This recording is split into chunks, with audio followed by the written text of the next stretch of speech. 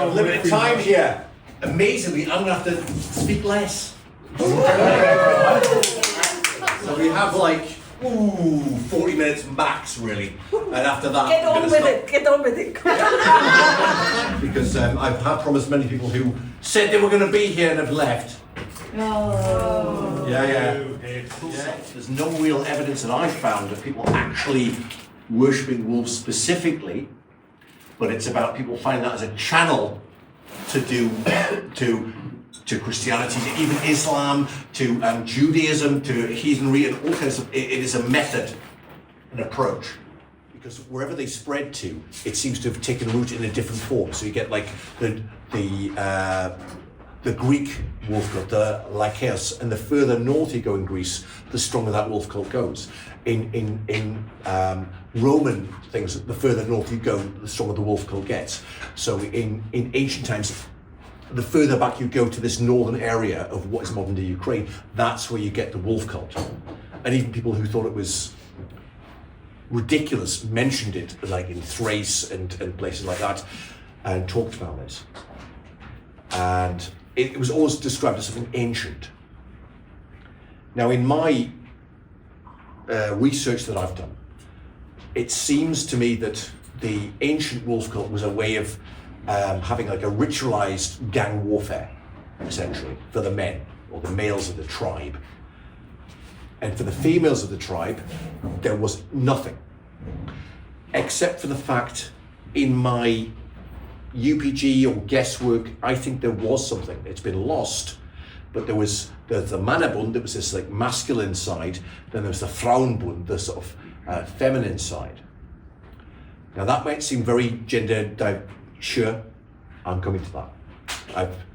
But in this ancient time, Bronze Age times, so there's the Mannabund was sort of basically all the kind of like masculine is all like teens in the tribe, full of hormones, full of hell. Okay, can you all just live outside the village, please? And just, if you have to do whatever you're doing, just do it out there, please. Now, this also means you now have a standing army of like mad bastards who are like, oh, we get to kill people? We're all naked and we get to go and fight people. Wonderful, they're gonna love all that.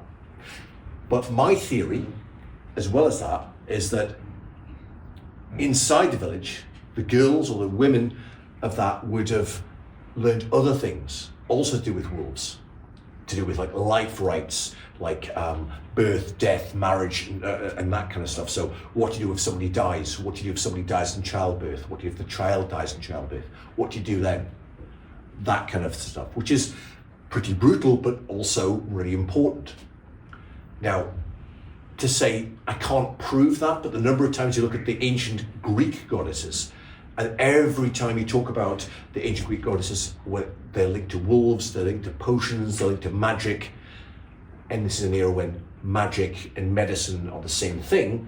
So that's my assumption. I can't prove that, but that's my deduction there. Unfortunately, the feminine side of this gets lost and gradually just becomes just the warrior cult as it spreads all across Europe into as far afield as like obviously Scandinavia and even Ireland, the whole wolfing behavior just to go out and be crazy and do all that kind of stuff. And it gets romanticized as like, oh, you want to just go out and be wild and crazy and steal and do crazy stuff. But there's the more militaristic side of it where people want to have like militias and that kind of stuff. It must be like a wolf of Odin rather than like a lamb of God. Yes, it's a nice image, but in reality, in the real world, that leads nowhere. It just leads to like problems. There's a very negative connotation. So where does that leave us with all this kind of like historical stuff where clearly the wolves and wolf cults is massively important. You see it time and time again. Even when people hated wolves and called them like vaga or like it was a nasty thing, but at the same time, people in the Scandinavian era were naming half their children after wolves. Ulf, Ulf, Rolf, Ralph, all those names are derived from wolves. So they didn't hate them that much, but they hate them, but they love them at the same time. There was a coolness associated with that. But again, the female wolf cult, and as much as we are aware of it now, is very submissive, very passive, and there's a lot of women here today going like, submissive? How dare you? Well, exactly. Yes, fine. So Where does that leave us? Because we've got this nasty militaristic kind of like toxic male culture and a very submissive thing. Well, no. But we can take stuff from both of those kind of concepts and make it something positive and blend it into modern heathenry for the modern world, with mysticism and all the kind of deep spirituality, but it doesn't have to have that unpleasantness and that kind of derogatory feeling to it at the same time. He's a problem, but he's also wonderful. He's full of knowledge, but he's full of like, oh, you learn too much and you learn something. Oh, I didn't want to know that. Sorry, I've learned too much now. No. Odin's gonna. That's I always think of the curse of Odin. Oh, you want to learn things? Great. Oh, you know that author you like? Here's something about them. Oh, I didn't want to know that about that author. Oh no, or that band you like, or that song you like. Oh, you know who the person who wrote it? Oh, that is the kind of, with knowledge will become things you didn't want to know. So do you like deny all that? Well, no, because it's important, it's knowledge. So how do you balance that? And for a long time, I couldn't really find a balance to how do you balance that kind of knowledge and wisdom? Where's the balance? And it was on my way back from one of the sort of GHG events, and I suddenly felt inspired, went to meet a poetry. I was actually sober, it's wonderful. I was driving, that's fine. And it suddenly occurred to me, of course, the balance, at least from my UPG, my take on this, is Jord. That's Odin's wife, Jord. The earth, solidity, grounding, all that kind of heaviness there. But the other side of that is, if you ground too much, you're suppressing things, you're denying stuff, right? So too much grounding, too much suppression, of course, you know what happens there, you get earthquakes, you get volcanoes. So if you deny and suppress things, then you have another problem there again. If you give in to all of your base impulses, then you have other problems at the other side. So it's walking between those two things.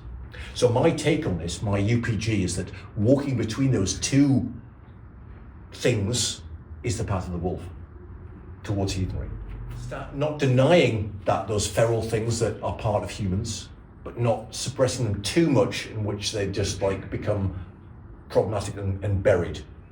That is very much the kind of, I would call it the narrow way. There's probably a better phrase for that, but that's where I'm at with my current research.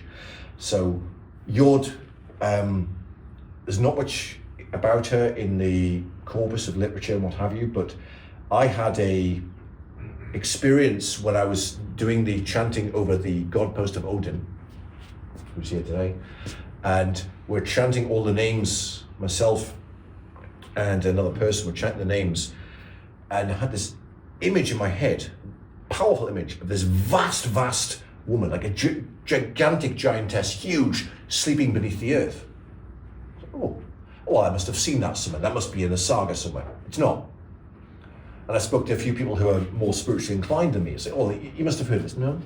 Interesting. Nice take on that. Okay. And this idea of this vast woman with this vast power sleeping beneath the earth it went round around my head. And of course, that to me is the balance between the fearsome craziness of Odin, or potential craziness, and Jord. That is the balance there. And Jord is also linked into the earth, and as the earth mother. Some people say Gaia, some people say not. But in some traditions, she's a Jotun. Okay, fine. But again, we're not as anti-Jotun as we used to be back in the day. So I think this sleeping goddess is very much the counterbalance to the kind of fearsomeness of Odin. And that is the kind of like path between these two things. So when I was thinking about Odin and Jord and the path between those two gods, that is the route of where we're going to be going with this in terms of wolf cults and how that will lead to heathenry and lead to a different approach to heathenry. Now, I've got other techniques I'm going to show you shortly as to how we can do that. Now, again, these work for me. They might not be for everyone. I have my lovely assistant Andrew here who's going to pass around a few bits and bobs in a moment. There is nothing in the sources about this at all. So I cannot claim it's from any saga whatsoever. I'm making that really clear. So this is my black book. There is nothing written on any of those pages. Not a one. Not a word. So when I start in a ritual, I will start just turning the pages. And that is my getting myself into that state of mind. Just simply turning the pages. That is the ritual. Now, rituals are different things for different people, but to get myself into that state of mind where I want to think about the wolf gods and think about how they interact with me and Odin and Jord. This is just like a calming thing. Now, the whole point of the wearing of the mask is to depersonalize, to minimize who you are, so you have a more intense spiritual experience. So it's suppressing your own ego or whatever to actually experience that spiritual moment. And the idea about those masks, again, is about suppressing your humanity or your individuality to kind of like in that participation moment. Now there's a step beyond that, and that is to use an actual cloth that's very, very thin, like this one here. If you do wear glasses, you can just about see through that. Yeah, you see me through that? But obviously wearing that around your head, you can see through it, but it covers your face. You wear a hood, it suppresses your identity, and you can feel able to kind of feel separate, and that separateness and that unusualness. And I will say that in ritual, if you don't feel a bit weird and a bit separate, didn't do it right. It's true. You know, if you think, oh, that was lovely, but if you feel, oh, I feel a bit unusual, a bit, yes, exactly. So that separateness is very much about separating yourself or finding a way to put yourself in a mind space that's different from, or technically the word is xenophrenic, which is a very old word meaning foreign or alien state of mind. Xenophrenia, xenophrenic, xeno meaning foreign, phrenic means state of mind. Nothing to do with hating people or anything like that, but so xenophrenic. So that is very much what it's about in terms of like the wolf cult, because it is putting yourself into a different state of mind, a different state of being. There's the wolf angle rune, that's from the Middle Ages. Okay, great. Unfortunately, that's already been appropriated by various bastards around the world, so that's out the window. But to me, it's the colours white and black are very much associated with wolves.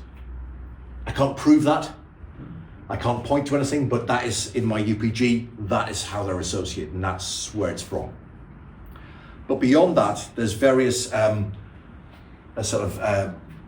drumming techniques. The way I do with the techniques here will be phrases. So, Odin. Nice and simple. Odin. Easy. What about Gary and Frecky? Easy, okay. What about Odin and his ravens?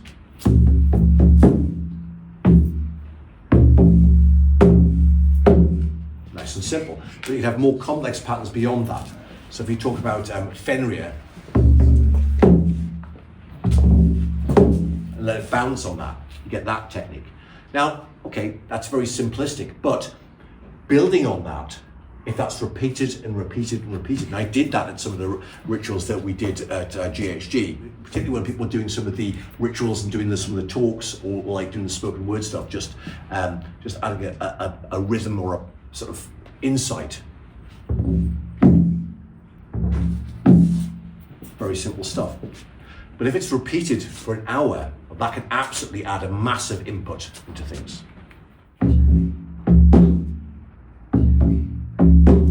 And you can imagine that going on and people doing other patterns within that. Very simplistic, but long periods of stuff, it can be very, very important. Now there's other stuff which is the chanting of the wolf names, is the actual saying the wolf names in the actual rune names. Wunyo, Uros, and so on and so on. And if you were at the Moffat event, you'll have heard me do that chanting there as well. And when we do the event at GHG, and we're doing a wolf ritual there, we'll be doing stuff in Elder Futhark, Anglo-Saxon stuff, that will collide and overlap, and you're essentially just chanting the names of wolves to kind of like awaken that. Because in my view is that nobody's done offerings to wolves specifically in several thousand years. So what we're doing at this event will be literally just saying like, we hear you, we understand you, we want to offer to you, for all you are, both an antagonist to humanity, but also really cool within humanity and all that different stuff, and also within heathenry. And that is what we will be doing. Even though that, yes, they're going to devour the sun and devour the moon, but also that's part of like reality at the same time. I'd like to open it up to the floor now and see if you have any further questions, because I have a lot of stuff to tell you and I know we have limited time here. So, what do you have for me? So a lot of the stuff that you said about the wolves being a balance. Yes.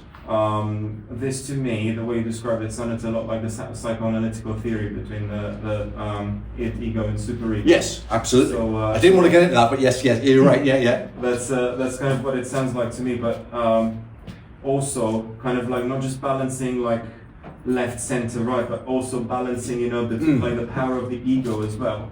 Because what the ego does is whether it's like when it's got a conflict, when it's got something that's difficult to bear, then it either suppresses it or deals with it.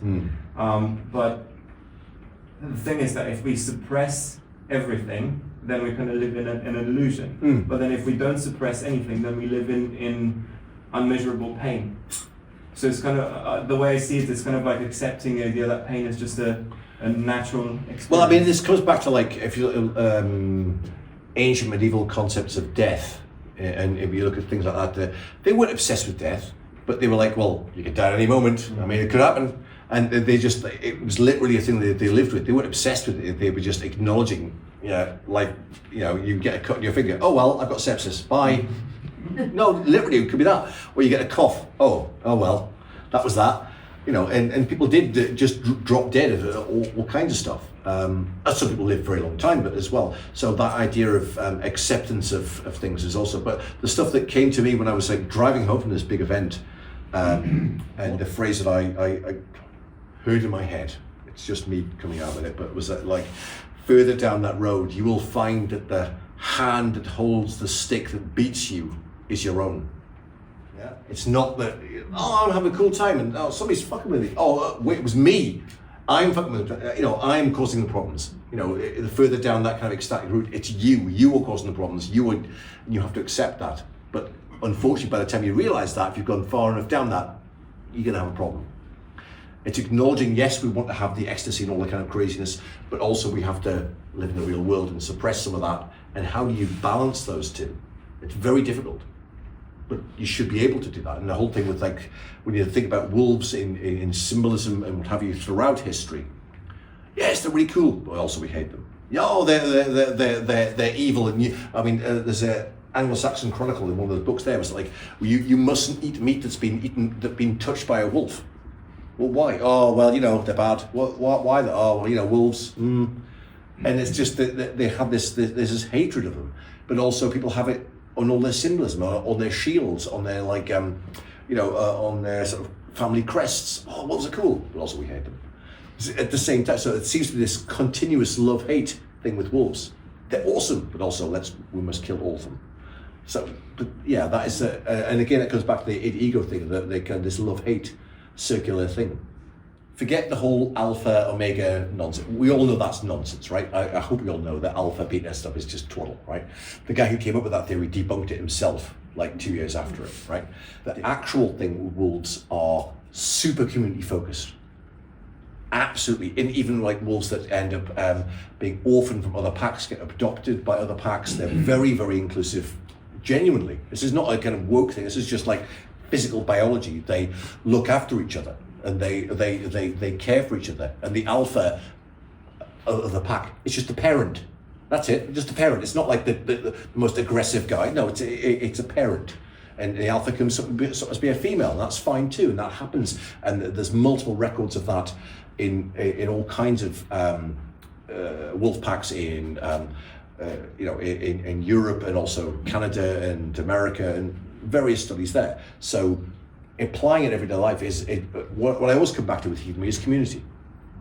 And that doesn't just mean, oh, well, me and my heathen friends and screw everyone else. No, it means the world in which you live in. It might be the person who lives next door to you. Or the heathen, it doesn't matter. You're going to support them and help them if you can, because you live next door to them. They are part of the world that you live in. So that is, to me, the way that feeds into the real world. How can you support people? How can you, because the world you live in is the, you are physically part of it. Yes, Jeff. You kind of addressed it just there, but I was thinking about the fact that a lot of the symbolism of wolves is the lone wolf, the killer, the wheel wolf. Yeah. But actually, wolf packs are family groups, nurturing, looking after the young, and that's an aspect that doesn't seem to be played up very much. Well, I think when you look at the legends of the origins of Rome with Romulus and Remus. Oh yeah. I'm just wondering how that. Well, the lone wolf is a very romantic ideal. It seems very exciting and interesting, but that's the reason it's distinctive is because it's rare. Yeah. It's not because it's common. It's because it's rare. It's unusual. Whereas lone wolves are not a common thing. They sound cool, but packs of wolves survive better, funnily enough, together. Like a lone wolf is unusual and weird. Not in the kind of heathen weird sense, but like it's not a common thing. Do you think maybe it's because they're almost like cast out of society, the lone wolf thing? I mean, there is that to it, and people like the idea of like, oh, I'm just going to go my own way and do my own thing. But but the theory about Romulus and Remus and they're kind of like suckling at the teat of like the wolf. The best theory I heard about that was they weren't actually raised by a female wolf. What it was, they left one tribe of people. They go to this more matriarchal tribe that has a female leader. They suckled at the teat of the wolf. Well, okay, they didn't actually, but that was the kind of like allegation or that kind of stuff. And they kind of joined up this other group or tribal stuff and become great warriors and go and do everything else. But even the Romans were mythologizing themselves at the same time because they liked the idea of having this ancient past and all that kind of stuff. The idea of like the Romulus and Remus being like somehow magically infused by wolves. I mean, that's in Greek myth as well. So they were all obviously very jealous of Greek myth. So Apollo was the wolf god, and his mother Leto was trying to give birth, and she couldn't give birth on land or sea because she'd been cursed. She gives birth on this floating island that was neither land nor sea. She gives birth there in a place called Wolf Country. So he's the wolf god, and his son is also a kind of wolf god. We're called Miletos. But of course, funnily enough, it's in northern Greece, which is the very wolf areas. You get Lycaon and Lycaeus and all the kind of like wolf cult stuff up there. Because the wolves of winter, that's another aspect I've yet to delve fully into. I've been focusing on Odin specifically, but Skadi and the wolves of winter, I mean, actually it's a French thing, which is funny enough. The wolf tile, you know what this one? Supposedly, during certain places in France, they had a special tile on the roof called the wolf tile. Oh. You know the one? Oh, is this true? I don't know. And in the very coldest winter, it would crackle. Yeah. And he would say, oh, well, now we know it's going to be really cold. We're putting another log on the fire because the wolf tile is crackling. But also in France, there was the thing, the coldest winters were called a wolf winter. Or like a wolf season or something like that, apparently. Every culture seems to have like associations with wolves. I mean, there's a reason why I haven't never ever delved into Native American stuff. Somebody asked me about it. I said, well, there's too much. What do you mean too much? And I looked at one particular town, one particular tribe, in one particular era, and there's about 20 stories just in that one. I was like, no, I'm out. It's too much. Because it's so deep. It's like, well, which era do you mean by Native American? Do you mean like 19th century? Do you mean Bronze Age Native American? Do you mean like, there's so much of it. And so much of it, they don't want to tell people because they've had so many people like steal their stories and just publish a book and just like, So yeah, I get why they don't want to talk about it. So hopefully some Native American researcher will put out the ultimate tome and I can just go buy it. Quick comment about Fenrir and the binding of Fenrir by the gods, and the fact that basically he, on one reading of it, behaved with integrity and honesty, and they were the ones who were treacherous. True. So I just wondered if you had a comment on that. Well, I used to when I first got to heathenry, I always thought like, well, obviously Fenrir is evil, so no. The more I delve into it, actually no, it's nowhere near as clear cut as that at all. In the same way that like, oh, all the Jotuns evil. Well, actually no, because half the gods are half Jotuns. Oh, well, just nonsense.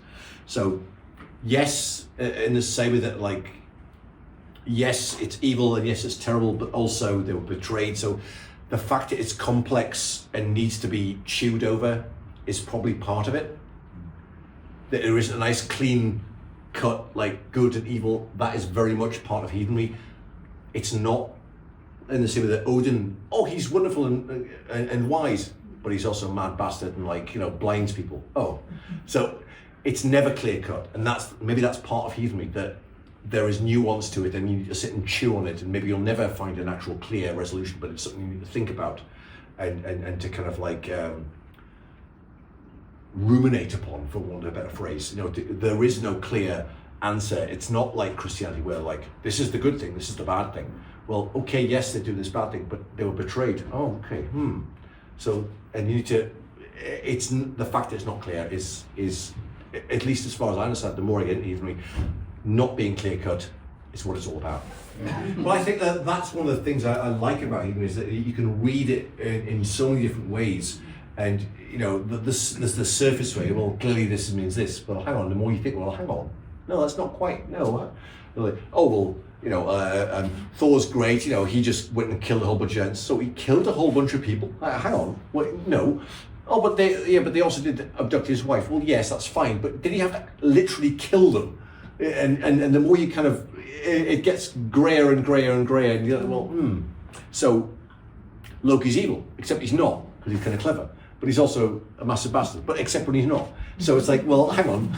So you know, there is nuance there. It's not clear cut, and there's also the whole mythic time that Baldur's dead, except he's not, and all at the same time. So there's that. And I think the wolves of Geri and Freki and Skoll and Hati and Fenrir all play into that whole kind of mythic time concept. Thank you very much, everyone, for listening to my random talk. Wonderful.